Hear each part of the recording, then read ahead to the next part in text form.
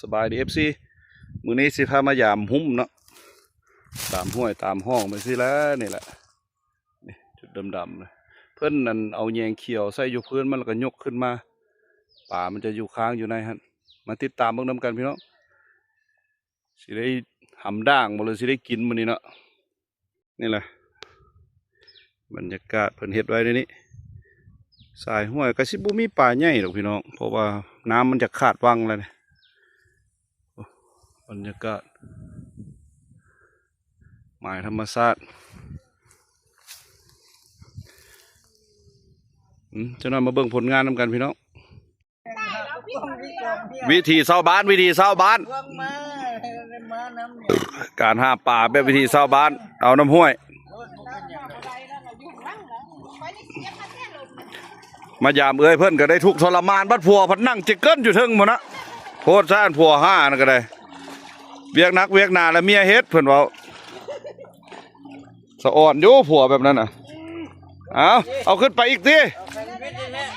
ไปเบิ่งไปชมผลงานเบิ่งบัดนี่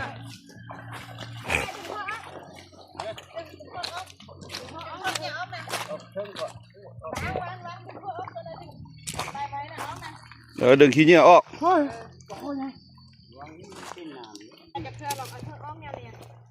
แต่เป๊ะแล้วก็จับอะไรในใจคนเดียวเฮ็ดเท่าละอันมือเศร้ามั้ง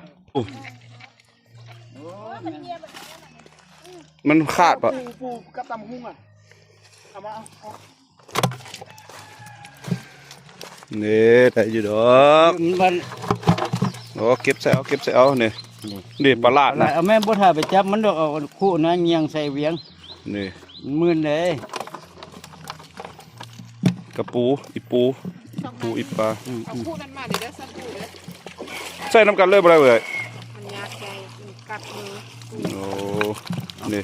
โอ้บักกะหลายหอยโอ้ปากกาเนาะด่างเล็กนอกจากอะไรบอกมันเป็นน้ำบางด่างเลยอันนั้นมันอยากตื้นในตี้ตัวนี้เขาเชื่อเป็นน้ำตาเป๊ะมาเลยทำได้อะไรทำดังเหม็นหำมันเล่นนอกเนาะหาตัวลงมาแกนนี่เบอร์เดียวนี่นี่มานี่พิษไปเลยนี่มือหนึ่งคำมือนี่8 คำหนึ่งพุ่ง8 มือกับมือนี่โอ้ไล่ข้ามไล่เว้นนี่เนาะแล้วแท้นี่ข่อยมันเด้จื้ออยู่ดิได้เรื่องเกลือห้อน5 อันนี่ก็เต็มถังเลยขาดหูหมกใหญ่มือมันชุบแล้วเนี่ยฟาวเนาะตัวนี้เจ้ามายามก็เจ้ามือนั้นดูมือเด็กให้เป็นเดือนมึงเนาะได้แต่มาขี่หอยบ่4-5 มื้อกันไอ้เพิ่นว่า4-5 มื้อก็ได้มาขี่หอยหลายโอ้ปลาปกไอ้มุ้ยเราก็เว้าไปซึ่ง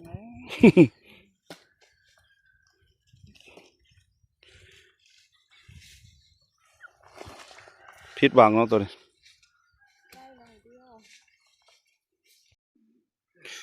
เริ่มนี่เพิ่นเอาแย่งขึ้นแล้วพี่น้องคนละแจFC ถ้ากินอย่างเดียวความหวังได้นี่ความหวังไว้นี่ความหวังน้ำปลาแปะไปได้นี่เลยเบียร์มัด2 ป่องเลยอยากลิ้นลักแล้วตะแปะก็ได้ทรมานเอ้ยพี่เพิ่นนี่แหละเนาะ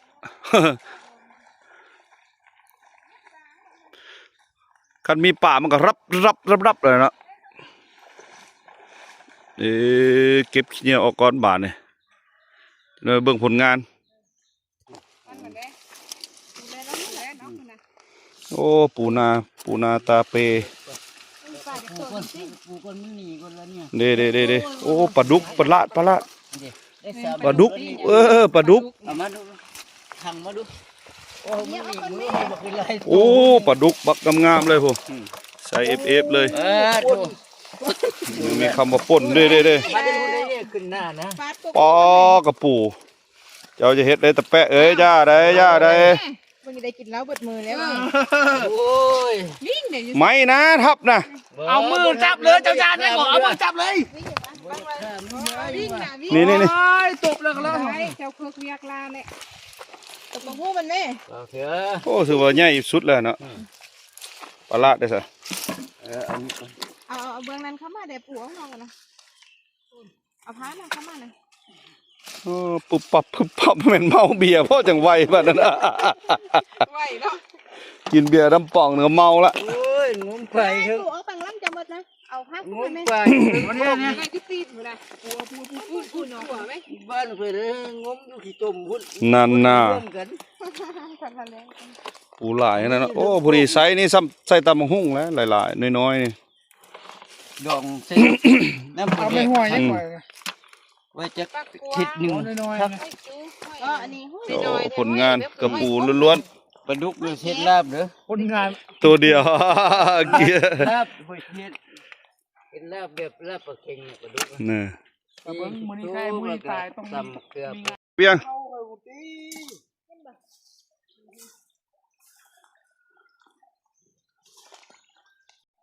แม่จะมาพูด โอ้ตัวนี้เลิกเนาะ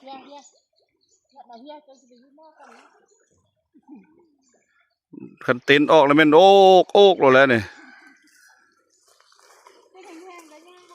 พอสิลอกเก็บผักไข่นี่ไปกินกับปิงแก้วปลาแดกคักสุดเลย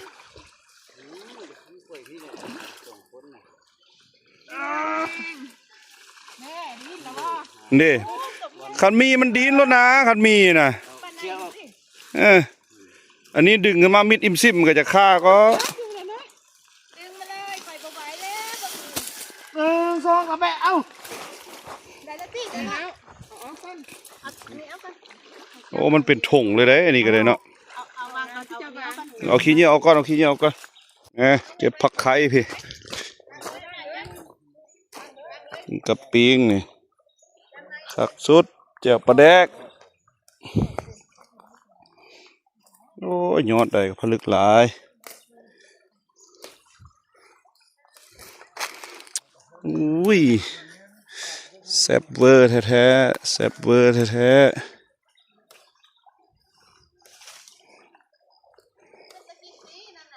โง่บ่เหลือ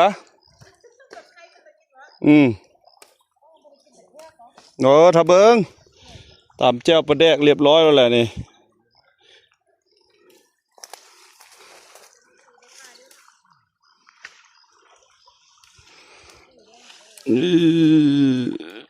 อ๋อเรียบร้อยเต้นแล้วคันหูว่าด่างนี้ได้ก็มาเอาด่างนี้ด่างเดียวแล้วก็แล้วเนาะให้เฮียแปะเพิ่นเมื่อยนี่ใครอยู่บ่ได้นี่ก็ยังมีปลาอันยังมีกุ้งเนาะไอ้แปะยังมีกุ้งนอนอยู่ จับฝั่งนี้ขึ้นก่อนจับฝั่งนี้ ว้าวว้าใบไม้ล้วนๆมันปะเด้ผลงานนะขาเจี๊ยบ ขาวเจื้อปลาโขมแดง ปลาคมปลาลาด เอาวิ่งมันไม่ได้มาเนาะ จะไปเดี๋ยววิ่งมาไหม เรียบร้อยทอกใส่กระคุเลยปลาลาดวะเด้ ตัวเป็นไงนั่นน่ะ เด้อุ้ยปลาคมปลาสูดบ้านเขาเอิ้น บ้านทางเบียงของห้องกระตุ้น อืม บ้านห้องกระตุ้น วางไหมเจ้านะวางจับปลาตัวนั้นนะใช่นะปลาลัดน่ะมันจะวางเลยพาน่ะจะแตะ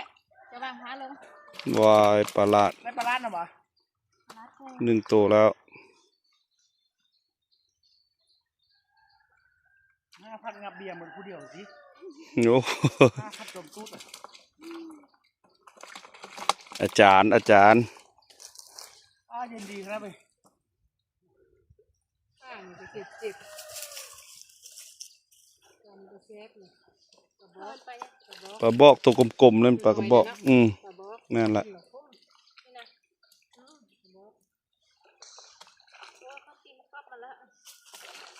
ว้ายถึกหัวเดี๋ยวได้เฮ้ย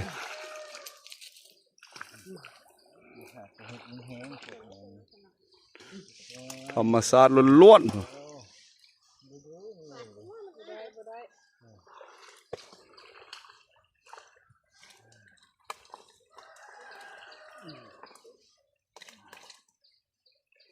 ต้มส้มเนาะ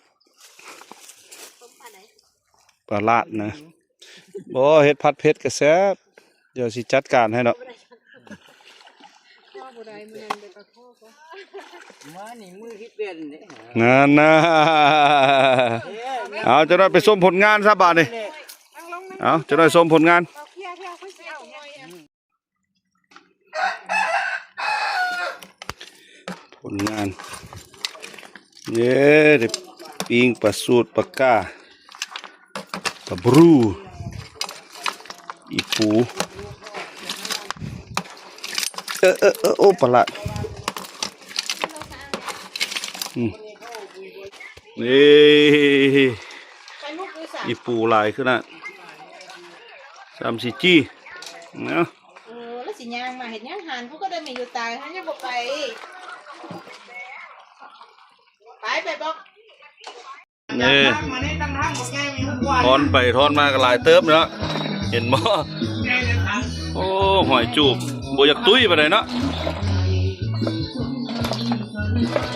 เอา ำ อะไร พอเป็นนะมันนั่นมันเป็นน้ำจักรนะเขา